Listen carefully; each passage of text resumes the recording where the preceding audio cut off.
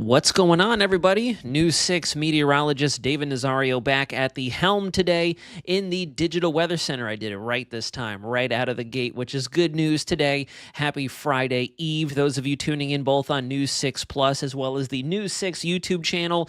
As the working title of the video suggests, we're going to be tracking the next big thing, which looks to be a potential pretty hefty rainmaker as we go through parts of Tuesday, Wednesday, maybe very early Thursday morning next week. As we all know, today is already Thursday, December 5th, 2024, but it does look like we have one front that's getting ready to come on in to the southeast, push to the south of our area, bringing down temps, clearing the skies out just in time for another spectacular weekend. And then as we build up a little bit of that momentum on the backside of that system, that's when another front is expected to plunge down the front range of the Rockies, spill through the Great Plains, the Southern Plains, eventually working through the Gulf of Mexico that may tap into some leftover residual moisture and energy, not only from the Gulf of Mexico itself, but the previous frontal system having worked all that air, churned the atmosphere about, and that could actually provide us with a pretty decent shot of rain, something we haven't had in a while. So I'd imagine that's good news for a lot of us. Let me go ahead and take you big so we can look at all the individual weather headlines I have for you. So right out of the gate, for the rest of this week, we do have our next front coming in. It should be through us within the next 24 hours. If you look at the live radar, which I will have up in front of us shortly, you'll see where that front is currently already bringing some rainfall to the upper Gulf Coast states of Louisiana, Mississippi, and Alabama. Into the weekend, colder temperatures Saturday and Sunday. Saturday morning is likely going to be our coldest day. And then next week, rain chances are looking to climb as we get to about that hump day time frame. Let's go ahead and continue on with the updates. So taking us over to the water vapor satellite shot, we have a very distorted pattern going on right there. It's very bizarre given the configuration that we have not only on either side of North America, looking at the Pacific Ocean, looking at the Atlantic Ocean, as well as what our polar front jet and even the subtropical jet is doing. I'll go ahead and stop the loop so I can take you on in. We'll zoom it big. And you already guessed that I'm going to break out my handy dandy pen tool because I love to doodle and draw on these things whenever I have the chance to help better communicate what it is that's going on. So right out of the gate, let's get to what's happening in Florida. We're down here. Obviously, you can see our subtropical jet still ripping out of the west, moving off towards generally the east-northeast. That's giving us a continuous feed of moisture, and we have a digging trough out west of our polar front jet. So that's precisely why we're seeing a little bit of that enhancement right in through there, where you can see a little bit of those deeper blues, aside from the lighter blues that are literally racing off towards the east through Louisiana into South Carolina.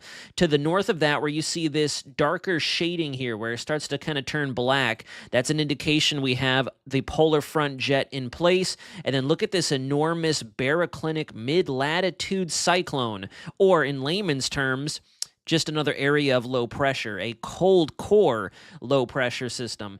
Very good diffluence or spreading of the air out in front of it. You can see just an enormous cloud shield with it. I'll clear the ink so I can once again get to drawing. Let me go ahead and take us on over for a bird's eye view. Just going to touch on this very briefly because this is what's influencing our weather down here. This is our parent low situated over the lower Great Lakes. You can see really good spreading of the air. That's that diffluence aloft. That goes to show just how strong this is. And if you look real closely in the water vapor, right in through here, that's your feed of cold air coming down from the northern Canadian provinces, being pulled across, kind of just like magnetized down by that area of low pressure. Remember, cold air is much heavier. It's more dense, so it naturally creates that high pressure, and where there's high pressure, it wants to take the path of least resistance and get closer to the lower pressure. And that's why you can see that legitimate feed of polar air from Ontario, Hudson, and James Bay, Quebec, moving through the Great Lakes, spawning in lots of snowfall, potential blizzard conditions for them up there. And that's also what's going to continue to nudge this cold air mass down towards us. You can see there's the initial push, or I should say the secondary push, the stronger push. The initial push is back down in through there, where you can see this darker shading in the water vapor. There's your second jet finger or jet max that's supporting that low system, and all that's just going to keep funneling down before it finally reaches Florida over the next 24 hours. I did also want to show you this. So it is going to get cold again, just a little bit. I think we've had our hardest freeze, give or take. We had some frost going on out there over the last couple of days with this last big push of cold air that came through last week into the weekend and then spilled over into this week, no pun intended. But after that, Climate Prediction Center is thinking our pattern's going to flip-flop a little bit. We're going to kick this trough that's been extending over the eastern United States for about 2 or so weeks now, and we're going to get another ridge to build in, a large dome of generally warmer temperatures. I'm not going to say a heat dome or a hot dome like we would typically during spring or even summer, maybe sometimes in fall, because it's not really going to get hot. We're simply going to return to the average here in Central Florida, or Florida regardless, and you'll be able to see that as we get further in time or further into the briefing here momentarily. Here's a look at the radar right now. I'm not going to loop it because this pretty much tells the story right there where that band of light to moderate rainfall is right here. That's your front, and it's just going to continue to work off in this general direction. It doesn't have as much punch to it as the previous one does, and that's primarily because if we go back to the water vapor and I show you that very strong low pressure system driving those wintry conditions for up north, that's kind of hogging all the energy. It's keeping all that cold air wrapped up in its center, so it's unable to really spill down as far south as we previously saw with that polar high pressure that dropped us into the low to mid 30s for some mornings for those of us in our northern viewing area. So this is going to come through. It's likely to come through later in the day, so as a result, we're probably going to lose a lot of the rainfall with it. We're not going to see very much with it. In fact, I'm fairly certain the last I looked at our 7-day forecast, we don't have any rain chances until we get to the middle portions of next week, which is a bit of a bummer. Things are starting to dry out. We already have a moderate level drought ongoing for some of us in northern Florida. But moving on over, this is going to be your upper air pattern. Let me go ahead and fade myself out of the picture so we can take a look. There's that trough where you see the blues fading into the light pinks, the purples. That's that trough of cold air associated with that deep low pressure system spinning up there over the Great Lakes, moving into the northeast quadrant of the United States. If I take us through time, you'll notice that as that trough evacuates the AOR, the area of responsibility, you'll see that we get ridging. See that blue H that's down there over Cuba? It's going to begin to strengthen. We're going to start to see that ridge building in. And you can see that next little piece of cold air gets absorbed into the pattern before that next deep trough that could bring us some rain chances next week starts to try to manifest itself. And I'll go ahead and draw it in for you. So here's our anticyclone right there, the high pressure that spins clockwise. Notice the direction of the arrow here. It's going to be pulling in a tropical, subtropical feed of warmer, moister air into the southeast United States. This big old trough back up in through here, it's just now getting ready to dip south out of Alberta, Manitoba, and Saskatchewan of Canada into the upper Rockies, the parts of the Great Basin, Montana, the Dakotas, Wyoming. That's going to help to drive some snow events for them, I'm sure, before it topples down into the southern plains and runs head first into all that subtropical and tropical air down to the south. Your point of contention, or your area where this is likely to meet, is going to be over the southern central plains and Dixie Alley, and that could translate far enough east to give us some pretty decent rain here in central Florida. We're going to have to watch how this transitions over time. The models have been a little back and forth. Yesterday they were looking more along the lines of severe weather for the southern United States and the southeast, to include the panhandle and northern periphery of Florida even. Now we're seeing it back off a little bit. And I think a lot of it is really going to have to do with how much oomph it carries with it, how much instability can really come out of the Gulf of Mexico, come up from the Caribbean as that high pressure stirs the pot a little bit, and just how much warm, moist air we will already have in place here in parts of Florida, Georgia, the Carolinas, and then further west you go into Alabama, Mississippi. Before we get ready for our first break, just want to take you through this real quick. These are the warmer trends. This is a bit of a better graphic showing you what's going to happen. The high pressure is going to stagnate and slowly begin to move off the coast. And notice as it does, parts of Florida, the southeast, the mid-Atlantic region are now underneath those northward moving arrows. And because of that, we're going to start to tap into those warmer temperatures that are down to our south, being lifted to the north before that next system can run into it and collide with those two different air masses, and that could possibly spawn some strong storms for our friends out there in Oklahoma, Texas, Arkansas, Louisiana, moving further east with the progression of that cold frontal boundary. So stay tuned, folks. Don't go anywhere, especially if you're watching over on News 6 Plus right now. We're going to take our usual 2-minute break real quick. I'm going to break down to you exactly what type of energy we're looking at for next week, what the rainfall totals look like currently, and what our models are projecting the future radar could look like as we go through Tuesday, Wednesday, and Thursday. And then we'll also touch very briefly on some of the latest information that I'm seeing and already digging into, kind of like a turkey leg on Thanksgiving back in the day. Feels like so long ago, already digging into in terms of the tropics in 2025. So hold the phone, folks. We'll be right back.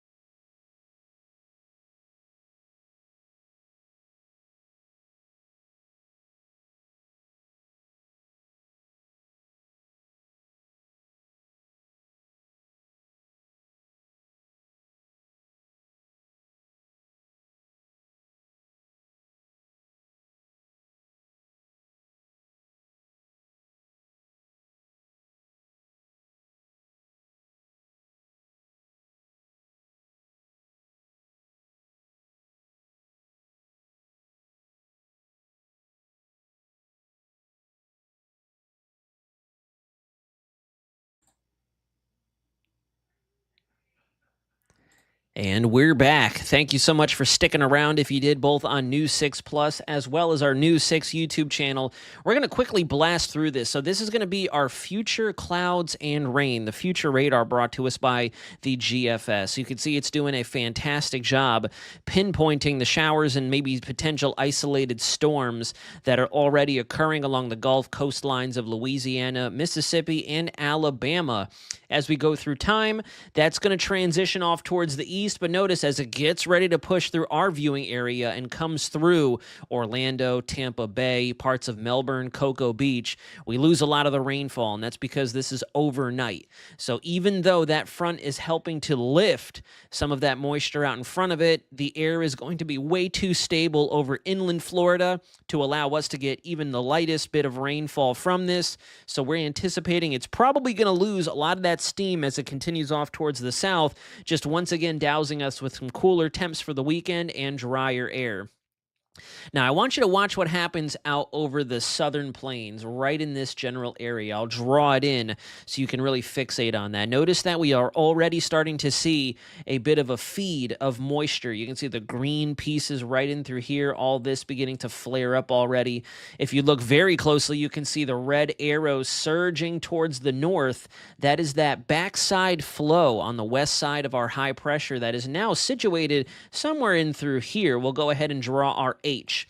This is going to continue to move off towards the east, allowing for more of that tropical energy, not tropical cyclone energy, but just general tropical air to boil up into the southern plains and Dixie Alley. And for those of you who may not be familiar, Dixie Alley is this general area right through here, like the Texarkana, southeast Oklahoma, eastern, northeastern Texas area. So if you hear me refer to that as Dixie Alley, that's what I'm talking about, kind of like just to the immediate east of where the southern plains of Tornado Alley would be, and that's kind of where the name comes from, because they're typically prone to some pretty big tornadic outbreaks.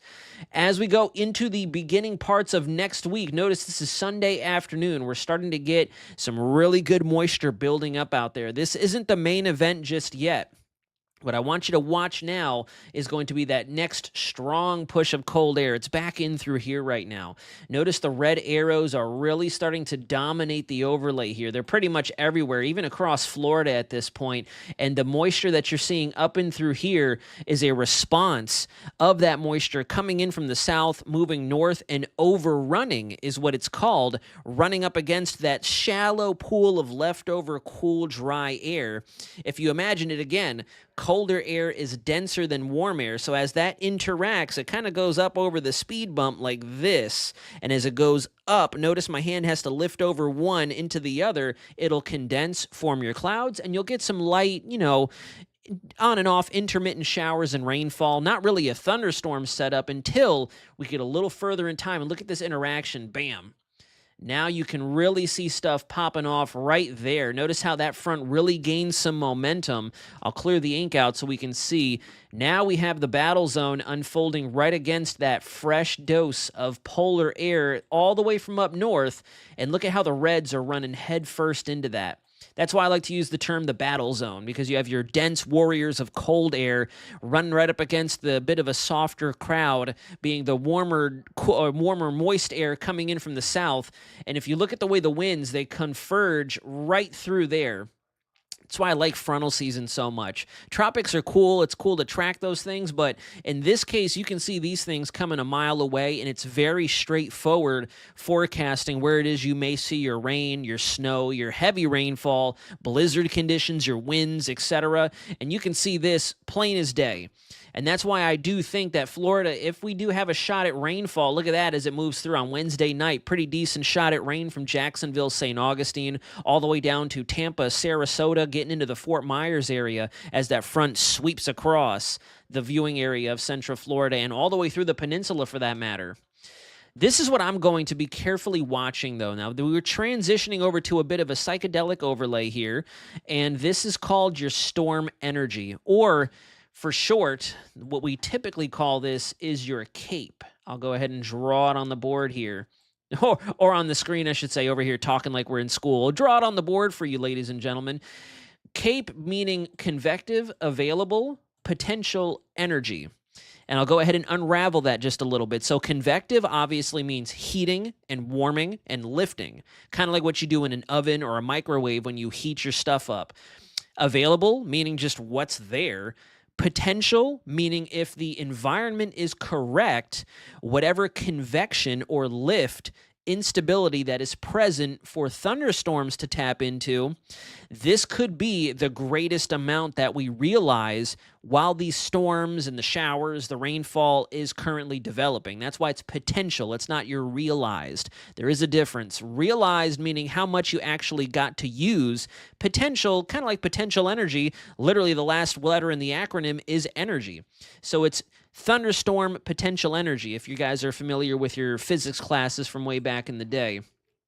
And the reason I want us to watch this is we have some pretty hefty amounts that are going to be running across the Gulf coastline into Florida. If you look according to the European model, as that system starts to come through, especially Central Florida, since this will be more of a daytime event, you can see that we actually have some pretty decent amounts of that storm energy hanging out over the peninsula. And even earlier back before then, you can see we have a lot of that instability just hanging out through the southeast. And this is a little later in time. Notice the timestamp here. This is next Tuesday. So I kind of jumped ahead a little bit to focus more so on the southeast being the Panhandle and our viewing area here in Central Florida. But regardless, I do think that this front particularly could hold on to a bit more of its energy. I mean, you look at that as we go through the warmest part of Wednesday, and I'll zoom us on in. That's a pretty decent sliver of instability, just how much lift the atmosphere could provide for any moisture that may be on the leading edge of that front. So this one might hold together. We're going to keep watching it and see if there is even the threat for some thunderstorms in this, especially isolated bouts of stronger winds and maybe even hail as it comes through the southeast. Not for us here in the Orlando area or the News 6 viewing area. Don't think it's going to hold together that strong, but we still have some time to dial in the forecast and look at other pieces of model data as we get closer in time. So for the rest of the week, this is what to expect. First morning with no advisories, at least in terms of wintry advisories. Another front is going to be arriving tonight with us warming up through the weekend despite getting that cold front in. The reason I say warming up is we are going to start the day cool, fairly cool, Saturday being the chilliest, I'll use air quotes, but the afternoons will progressively get warmer because of the onset of that next system. As that cold air comes down, it naturally increases that northerly flow of warm air out in front of it. I think it's so much fun talking thermodynamics with you all. It's something that really, really brings me joy whenever I get to update you all on the weather. So before we wrap up, Friday evening, I should say, a little bit of a cooler day before we rock into a chilly Saturday morning. Notice that the northern zones in Central Florida could be in the 40s, not nearly as cold as we had been over the last few days, last Saturday, Sunday, into the first half of this week. But regardless, we're still going to cool down before we really warm up. And then I just wanted to bring this up. I normally don't do this for our actual live streams, but I do think Wednesday in the 7-day forecast is probably going to go up a little bit. I think 20% might go to maybe 40%-ish, give or take, depending on how much of the models really want to hold together this frontal system. It does seem to pack a bit more of a punch, has a little more robust energy about it. So I do think if we are going to get some rainfall, we probably will see it on Wednesday. So if you do need the rain, it might be coming. I'm going to try to keep this good news manifested as tightly as possible as we go over the next few days. But if you don't need the rain, well, it might be arriving either way, shape, or form. So with that being said, we're going to go ahead and close out just a little early today. That's pretty much everything we have to do. Oh, wait, what am I talking about? Hold the phone. Let me go ahead and zoom back out again real quick. So what I do want to show you all is our little early look at the next hurricane season. And the reason I say that, and I put out an article just this morning on clickorlando.com, and I know I can feel it. I can just feel the energy out there. Not the convective energy, but the viewer energy. Like, David, we just finished the hurricane season. Give it a rest. Why are you jumping ahead to 2025? We're not even through Christmas. It's not even my birthday yet. But there is a method to the madness, I promise you that. And the reason we look this far out is because we do have tools available that can get us that far out in time. And a couple of the key variables we look at from this far in advance do happen to be your ocean temperatures, the configuration of these oceanic temperatures, not only in the Atlantic, but across other parts of the world. We also look at where our available moisture will be, what the semi-permanent pressure systems would be like. And if you all want an explanation of all this, definitely head on over to clickorlando.com. I kind of data dumped a little bit of that information to get you up to speed and give you some situational awareness on all the breadcrumbs that we look at. So that's pretty much what it is that we do in terms of looking this far out. Right now, the models, particularly the climate models, are kind of throwing breadcrumbs at us. And if you look, this is going to be for June of next year, and I'm noticing a trend to where there's going to be just a giant hot dome of ocean water, the central Atlantic, kind of in the subtropics next hurricane season, which could really dork things up and make it a little trickier to forecast for. In 2023, we had that hot dome pushed up against Northwest Africa and the western periphery of Europe. It now looks like a very similar dome of very warm water could be marinating in the central Atlantic. And the reason I bring that up is that could possibly influence the steering patterns through the Atlantic, across North America, through the Caribbean, and so on and so forth. I also noticed this. This is our precip anomaly, just where we could see above or below average precip for the month of June. And if you notice, there's a lot of that stuff in the Western Caribbean, over Florida, and up the eastern seaboard. And where we stand right now, I'm confident and bold enough to just kind of take a stab at it and say, based on some of this very raw preliminary data, it does seem like in comparison to 23, this past 24 hurricane season, and then 25, we're still going to keep this evolution of things just being totally different year to year. 2023, only one hurricane landfall. Everything else went out to sea. 2024, very destructive, a lot more close to home activity. This next hurricane season, I think we might see a bit of a return to form with some decent amounts of recurving features, but we're going to have to watch in the greater Antilles. I do actually think South Florida, East Florida will have to pay a little bit more attention, as will the Carolinas, Virginia, and up the eastern seaboard, just based on the preliminary data. Obviously, we have a lot of time to get ahead of this, but I love to look at these things long range, because not only does that help improve my own forecasting abilities, but it gives me some homework to do for you guys behind the scenes as we get closer and closer through time. So now, with that being said, we'll go ahead and wrap up. I hope you all enjoyed today's weather update. We'll see you again soon over on News 6 Plus for Take 6 around noon. I'll be popping in to do our local weather at about 12:40-ish, so hope to catch you there. For those of you who tuned in on News 6 YouTube, definitely appreciate your viewage. Thank you for taking some time out of your, well, I was going to say Thursday morning to join us here, and we'll see you again very soon. I'll be on the evening show tomorrow, Saturday and Sunday, so we'll likely nix this 11:30 show, but you can catch me over on the TV side of things starting at our 6 o'clock show tomorrow night. But until then, this is the Digital Weather Center signing out.